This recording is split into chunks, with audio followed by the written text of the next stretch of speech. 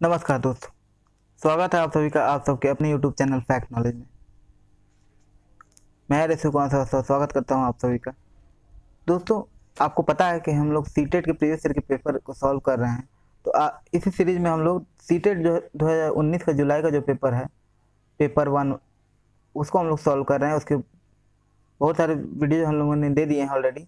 तो पिछले वीडियो में हम लोगों ने पेडागोजी का क्वेश्चन देखा था। तीन पार्ट में पेडागोजी क्वेश्चन 30 क्वेश्चन होता है, तो 10-10 क्वेश्चन का 3 पार्ट कराया था मैंने, ताकि वीडियो ज़्यादा लंबा ना हो। तो इसी सीरीज में ये थर्ड पार्ट है, और इसमें जो है आपको बाकी के लास्ट जो 30 क्वेश्चन में से 10 क्वेश्चन बचे थे वो मैं कराऊंगा। तो चलिए देर न करते चलते हैं डायरेक्ट पेपर पे। यहाँ तक का प्रश्न हो गया था, ठीक है। अब इसके आगे का प्रश्न हम लोग को करना है। ध्यान रखिएगा, ये सीटेट 19 जुलाई का पेपर है, ठीक है। और इस सब की PDF जो है आपको हमारे टेलीग्राम पे मिल जाएगी और वेबसाइट पे भी मिल जाएगी, तो जाकर वहाँ से डाउनलोड कर लीजिएगा PDF चाहिए तो। आज का पहला प्रश्न हमारा, वह विधियाँ जिसके प्रयोग से विद्यार्थियों के स्व पहल व प्रयास शामिल है, निम्न में से किसका उदाहरण है? ऑप्शन है अंतर्वैयक्तिक बुद्धि निगमनात्मक विधि, थर्ड है अधिगम कर्ता केंद्रित विधि, 4 ऑप्शन है परंपरागत विधि। तो क्या हो जाएगा इसका आंसर? आप सब जानते हैं कि हम लोग क्विज टाइप का और क्वेश्चन आंसर मेथड से करते हैं, यानी कि हम प्रश्न पढ़ते हैं पहले, उसके बाद आप अपना आंसर कमेंट बॉक्स में लिखिएगा जो आपको आंसर लगता है, और उसके बाद से फिर मैं आंसर बताऊंगा, ठीक है। तो जल्दी से आप आंसर अपना कमेंट बॉक्स में लिखिए, ठीक है। तो इसका आंसर होगा ऑप्शन नंबर हमारा, जल्दी से लिखिए कौन सा आंसर होगा। हाँ बिल्कुल सही, ऑप्शन नंबर हमारा थर्ड सही होगा, यानी कि अधिगम कर्ता केंद्रित विधि, ये हमारा आंसर है। अब देखिए समझते हैं क्या कह रहा है कि वह विधि जिसके प्रयोग से विद्यार्थी की स्व पहल एवं प्रयास शामिल है। तो बिल्कुल अधिगम केंद्रित विधि, अधिगम कर्ता केंद्रित विधि या शिक्षार्थी केंद्रित विधि जिसको कहते हैं हम लोग, उसमें क्या होता है, बच्चा खुद एक्टिव होता है, ठीक है। बच्चा खुद उसमें शामिल होता है। मान लीजिए कि जैसे प्रयोग विधि हम लोग करा रहे हैं, प्रयोग विधि या फिर सर्वे कराते हैं लोग कोई, ठीक है। तो जब भी हम लोग प्रयोग विधि या फिर कोई भी सर्वे वगैरह के माध्यम से अगर करा रहे हैं, तो उसमें क्या होता है, उसमें बच्चा जो है खुद एक्टिव होता है, बच्चा का खुद का प्रयास शामिल है, ठीक है, सीखने के लिए। तो ये अधिगम कर्ता केंद्रित विधि ही होता है, ठीक है। बाकी निगमनात्मक विधि, अंतर्वैयक्तिक बुद्धि और परंपरागत विधि, सारे का मैं आपको एक वीडियो दूंगा। टीचिंग मेथड सब मैं करा रहा हूँ, तो ऑल टीचिंग मेथड्स में बहुत एकदम रामबाण कहा जाता है ना, वैसा टाइप का मैं वीडियो बना के दूंगा आपको, जिसमें सारे टीचिंग मेथड्स के बारे में डिस्क्राइब किया हुआ है। आप टीटेट क्या KVS वगैरह या किसी भी एग्जाम की तैयारी कर रहे हो, स्टेट, यूपी टेट या फिर सुपर टेट, सभी में वो काम देगा आपको, ठीक है। चलिए देर ना होते हैं, अगले प्रश्न में बढ़ते हैं। आंसर हमारा सही हो जाएगा। अगले प्रश्न में पढ़ेंगे। अगला प्रश्न हमारा, देखिए आंसर लगाया हुआ ये जो PDF है, ठीक है, ये आंसर लगाया हुआ PDF है, ये मिल जाएगा आपको हमारे इसका जो है, आप वीडियो देखने के बाद से आप वेबसाइट पे हमारे जाइए, वहाँ पे आपको मिल जाएगा, ठीक है। अगला प्रश्न हमारा, बुद्धि के बारे में निम्नलिखित कथनों से कौन सा सही है? तो अब बुद्धि के बारे में बताइए कौन सा सही है। बुद्धि अभिसारी रूप से सोचने की योग्यता है। सेकंड है, बुद्धि अनुभव के परिणाम के रूप में व्यवहार में एक अपेक्षाकृत अस्थायी परिवर्तन है। थर्ड ऑप्शन है कि बुद्धि एक अनुवांशिक विशेषक है जिसमें मानसिक गतिविधियां जैसे स्मरण एवं तर्क शामिल होता है। और 4 ऑप्शन है हमारा कि सामाजिक फोर ऑप्शन क्या हो गया, हाँ, बुद्धि बहुआयामी है जिसमें बुद्धि परीक्षणों के द्वारा पूर्ण रूप से परिमेय न की जाने वाली योग्यता शामिल है। तो इसका क्या आंसर हो जाएगा? जल्दी से आप प्रश्न पढ़ लिए होंगे, मुझे उम्मीद है, तो आप आंसर जल्दी से कमेंट बॉक्स में लिखिए। जल्दी से आप आंसर कमेंट बॉक्स में लिखें, उसके बाद मैं आंसर बता दूंगा। जी बिल्कुल, ऑप्शन नंबर हमारा क्या सही हो जाएगा? ऑप्शन नंबर डी, यानी कि बुद्धि जो है वो बहुआयामी है जिसमें बुद्धि परीक्षणों के पूर्ण रूप से परिमेय न की जाने वाली कई योग्यताएं जो है शामिल है, ठीक है।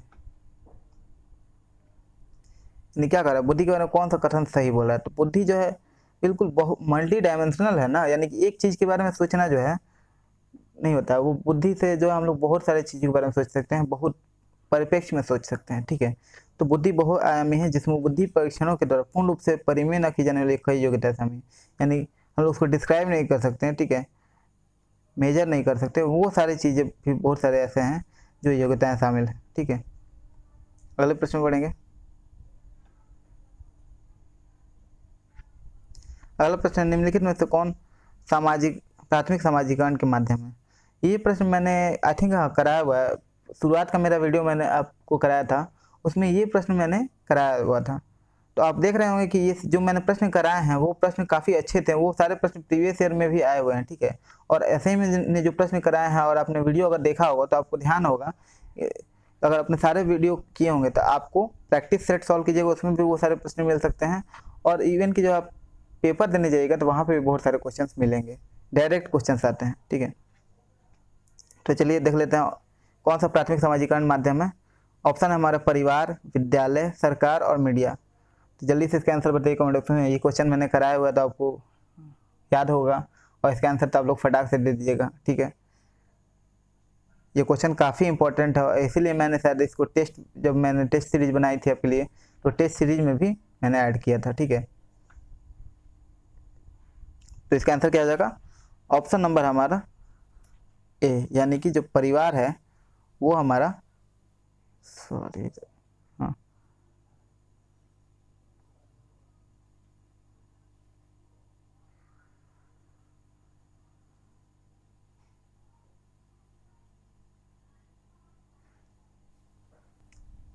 आंसर क्या था इसका, परिवार।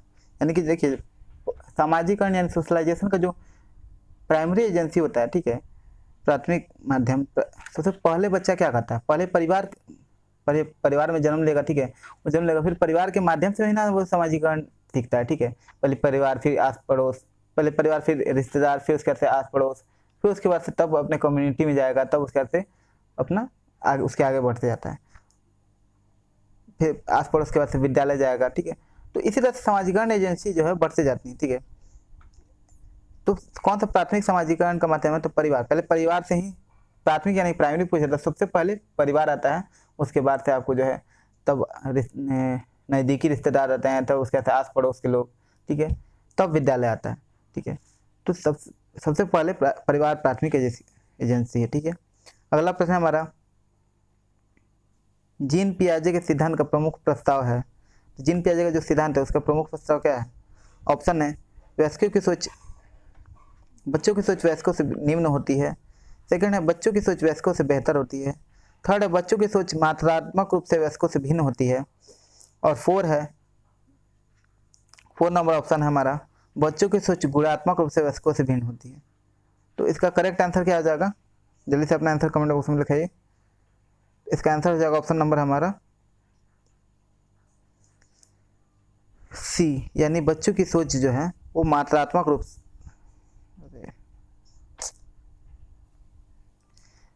बच्चों की जो सोच जो है वो मात्रात्मक रूप से भिन्न होती है। यानी कि जो है बच्चे क्या है, वो जीन पियाजे का सिद्धांत है जो। अगले प्रश्न पे हम लोग बढ़ते हैं। अगला प्रश्न हमारा जेंडर है।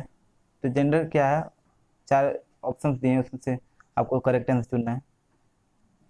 यह एक जैविक निर्धारक है, एक मनोवैज्ञानिक सत्ता है, थर्ड नंबर ऑप्शन हमारा एक सामाजिक संरचना है, और 4 है आर्थिक अवधारणा है। तो इसमें से करेक्ट आंसर क्या होगा, जल्दी से बताइए आपका आंसर कमेंट बॉक्स में। इसका करेक्ट आंसर हो जाएगा ऑप्शन नंबर सी, यानी कि एक जो है एक सामाजिक जो है संरचना है।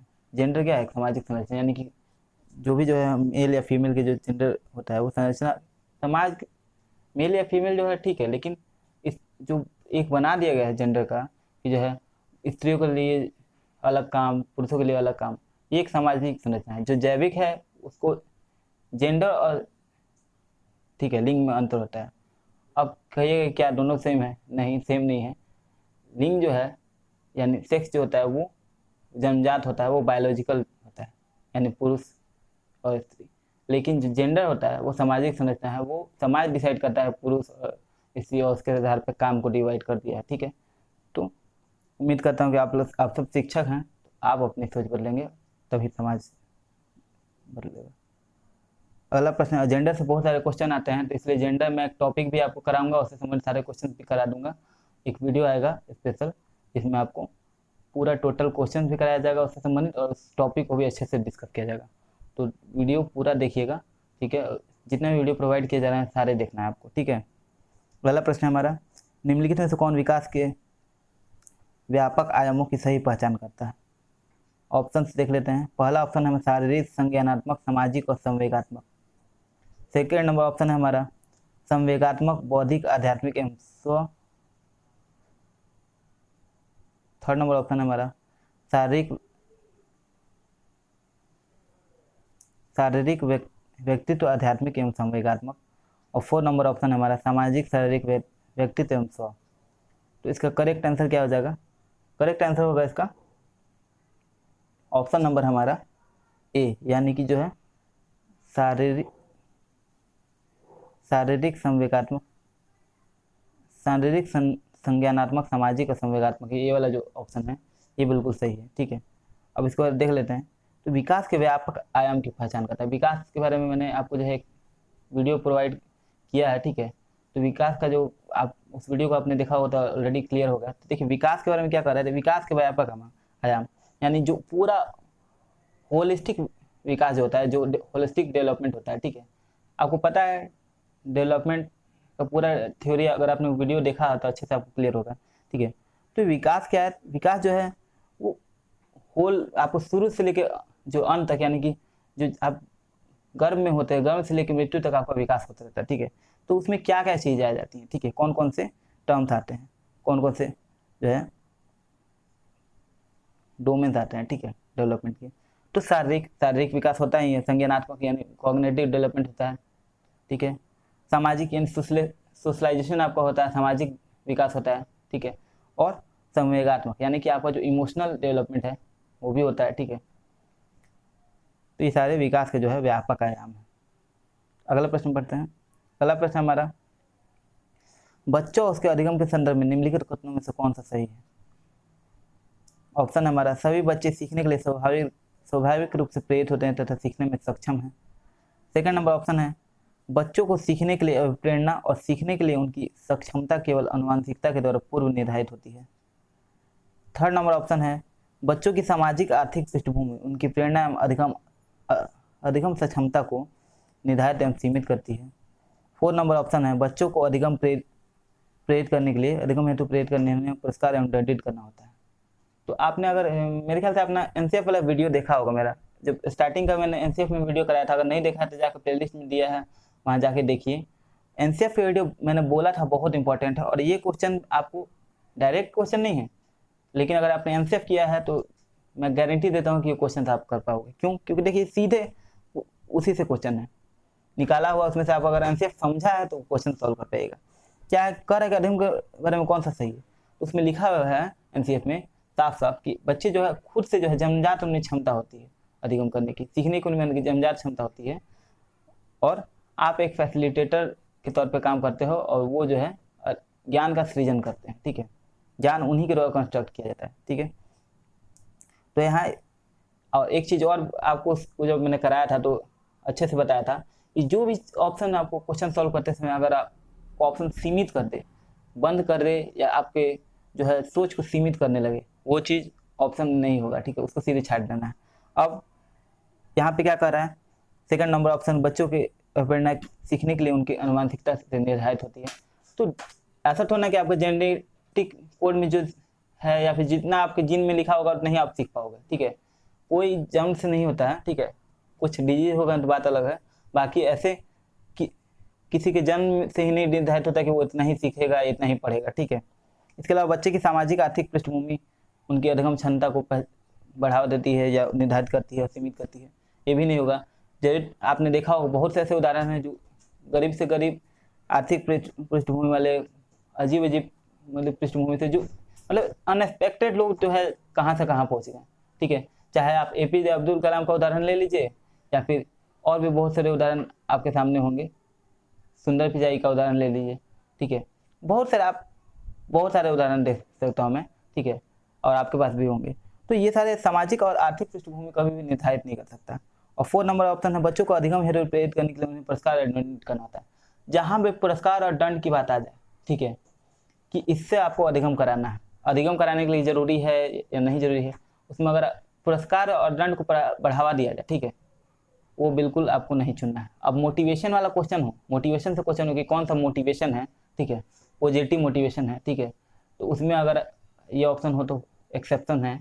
लेकिन अगर ऐसे पूछ देता है कि अधिगम कराने के लिए कौन सा जरूरी है, ठीक है, तो पुरस्कार और दंड को सीधे अवॉइड करेंगे, ठीक है। सबसे पहले इसी को काटते हैं, ठीक है, इसी ऑप्शन को हटाएंगे। तो वच कौन सा जाता है, ऑप्शन नंबर 1, यानी कि जो है सभी बच्चे जो सीखने के लिए स्वाभाविक रूप से प्रेरित और सक्षम होते हैं।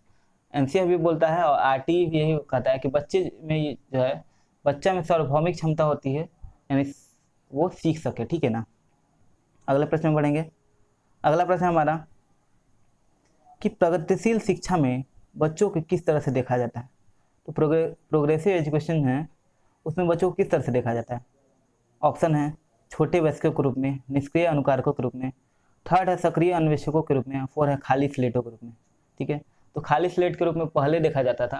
प्रोग्रेसिव एजुकेशन में क्या बोला जाता है कि बच्चे जो है, जल्दी से अपना आंसर कमेंट बॉक्स में लिखिए, इसका क्या होगा। बच्चे जो है ऑप्शन नंबर 3 इसका सही हो जाएगा कि उनको सक्रिय अन्वेषक के रूप में देखा जाता है। बच्चे सक्रिय अन्वेषक हैं, यानी कि जो है वो एक्टिव एक्सप्लोर है, वो एक्सप्लोर करते रहते हैं, खुद कंस्ट्रक्ट करते हैं, ठीक है, ज्ञान का खुद निर्माण करते हैं। आप एक भूमिका निभाते हो एक सुविधादाता की, और पहले क्या माना जाता है कि बच्चे खाली स्लेट हैं या खाली बर्तन हैं जिसमें शिक्षक ज्ञान भर रहा है, ठीक है।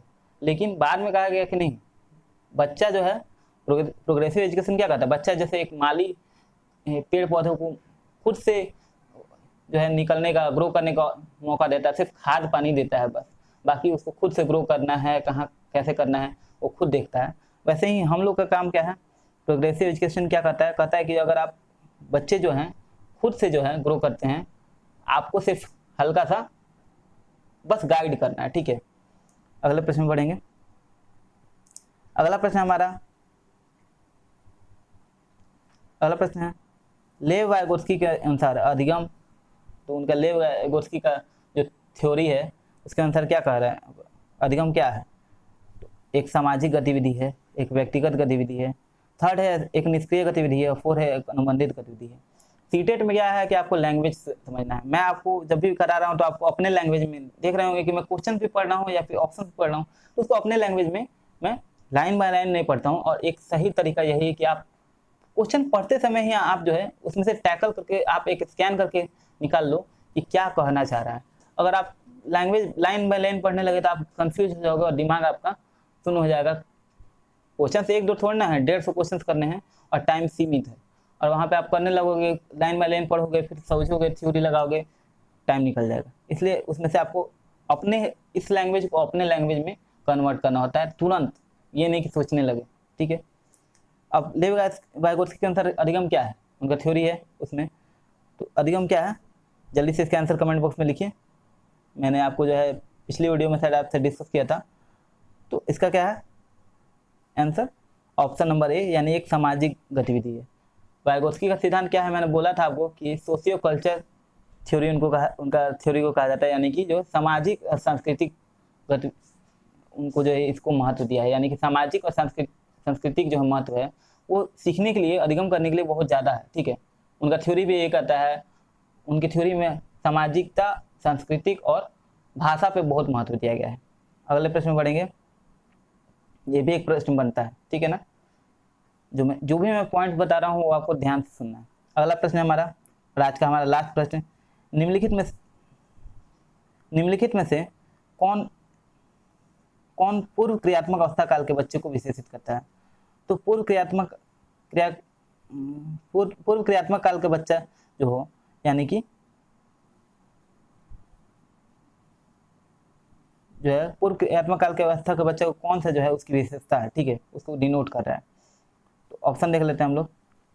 वर्तुल प्रतिक्रिया, लक्ष्य निर्देशित व्यवहार, थर्ड है विलंबित अनुकरण, और 4 है विचारों की अनुक्रमणीयता। तो 4 नंबर ऑप्शन का लास्ट नंबर क्वेश्चन का आंसर क्या होगा, जल्दी से बताइए इसका आंसर। तो इसका आंसर हो जाएगा ऑप्शन नंबर डी, यानी कि 4 नंबर ऑप्शन, विचारों की अनुक्रमणीयता जो है ये हमारा आंसर हो जाएगा। यानी जो पूर्व क्रियात्मक अवस्था काल के बच्चे हैं वो इन थॉट को रिवर्स नहीं करते। जैसे कि अगर आप एक उदाहरण मैं दे रहा हूँ, जैसे कि वो मान लीजिए कि आपने 1 लीटर पानी लिया है, ठीक है, 1 लीटर बोतल में पानी लिया है। अब उसको क्या किया कि जैसे ही आप जो है बड़े बर्तन में डाल दीजिएगा, ठीक है, तो वो ये नहीं कहेंगे ये 1 लीटर ही है, ठीक है, और वहीं पे आप जो है आधा लीटर का बोतल दे दोगे, ठीक है, तो उसमें डिफरेंस नहीं कर पाएंगे कौन ज़्यादा बड़ा है कौन छोटा, कौन बड़ा है या छोटा है, ठीक है। उनके लिए वो फिक्स है, 1 लीटर का बोतल बड़ा दिख रहा है तो बड़ा ही लेंगे, ठीक है। जैसे कि आप वो नहीं होता है, आपने वो कहानी सुनी होगी कि 2 रुपये का सिक्का रहता था और 20 रुपये का नोट देता था, तो वो हमेशा नोट सिक्का उठा लेता था। बस वही वाला कहानी है, वो होता है बच्चे पे। यानी कि अगर आप जैसे कि 20 रुपये का नोट दे रहे हो और 2 रुपये का दे रहे हो, तो उसके लिए सिक्का बड़ा है, सिक्का देख रहा है, उस पर 2 लिखा हुआ है, उसके लिए वो समझ से वो बड़ा है। शुरू से वो 2 रुपये लेकर के जाता था, चॉकलेट खरीदता था, तो उसके लिए वही बड़ा है, जब तक उसके अंदर जो है ये सोच है, ठीक है, पूर्व क्रियात्मक अवस्था में बच्चा है, उसके लिए वही बड़ा है, ठीक है। तो वो क्या करेगा, उस सिक्के को ले लेगा, नोट उसके लिए छोड़ देगा, क्योंकि नोट या फिर नोट अगर लेने की आदत है तो नोट ही लेगा। और आप चाहे कितने भी सिक्के दे दो, उससे ज़्यादा अगर आपके लिए 5 रुपये का नोट आप उसको देते हो और उसके लिए वही बड़ा है, तो उसके बाद से जब वो 10 रुपये का सिक्का ही दे दो क्यों ना, या फिर 1000 रुपये का सिक्का दे दो, वो नहीं लेगा, ठीक है। या फिर आप काउंटिंग में काउंट करके लेगा कि 10 एक एक करके 10 सिक्का दे दोगे और एक 100 रुपये का नोट दे दोगे, ठीक है, तो वो 10 रुपये का सिक्का लेगा, ना कि एक 100 रुपये का नोट, ठीक है। उसके लिए वो चीज़ें जो हैं वो डिफरेंस नहीं कर पाता, ठीक है, बच्चे में, यानी इन रिवर्सिबिलिटी है, यानी कि वो रिवर्स नहीं कर पाता, वो थॉट्स को जो है रिवर्स नहीं कर पाता, चीज़ों को जो है वो टैकल नहीं कर पाता, बदल नहीं पाता, अपने हिसाब से कन्वर्ट नहीं कर पाता, ठीक है। जैसे कि आप और हम समझ पाते हैं, वैसे वो नहीं समझ पा रहा।